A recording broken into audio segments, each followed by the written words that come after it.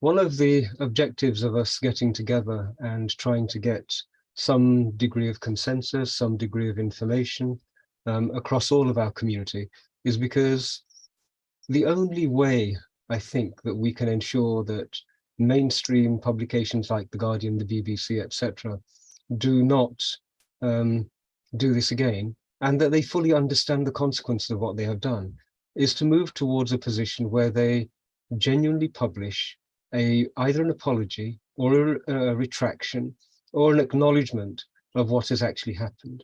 Now, they're not going to do that willingly, so we need to be able to compile the evidence as to exactly what was wrong with their publications, and we then need to be able to present the consequences of those publications to them. So this is part of my shout out to everybody who has been kind enough to watch the broadcast today. Please register your details with us at the link will be on the YouTube video, and it's at hinducampaigns.com, so that one, you can get in touch with us and let us know what's happened from your point of view, but also so that we can add your voice to the communications that we're going to be sending out to them. One of the wonderful things which I think Speaker One has sent us quite an elaborate document with lots and lots of evidence, which we're really grateful for, and I hope others will do the same. But one of the things that it has enabled us to understand is that in our community, we have seen an emergence of coherent voices.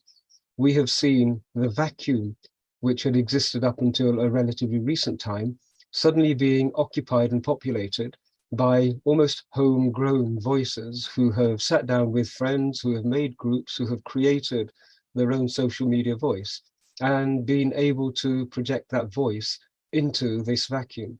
And that had a remarkable impact.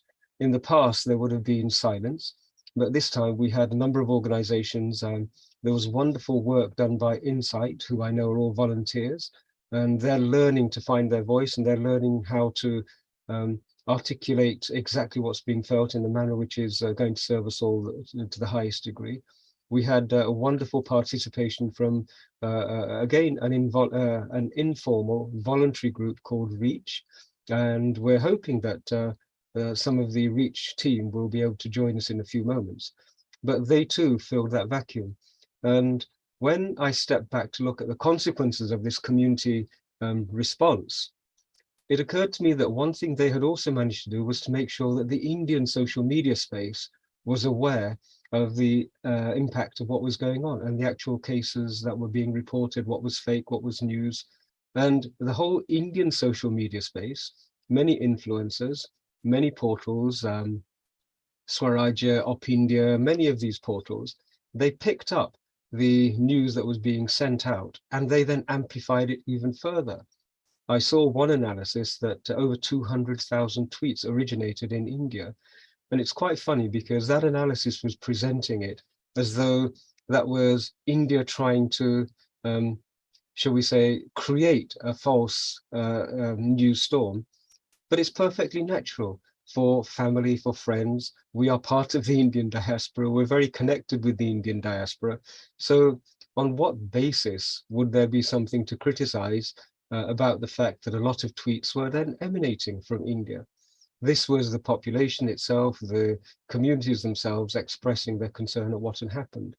And I think the volume that was created here in the UK and the volume that then was picked up and amplified further from India, it all contributed towards pushing back this fake news rhetoric.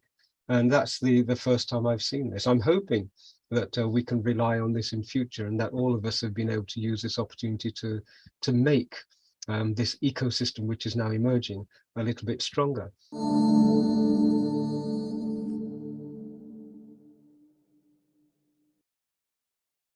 Please remember to subscribe to us and switch on the notifications for this channel. For our other social media links, more content, and to support our work, please visit citti.net. Dhanyavad. Namaskar.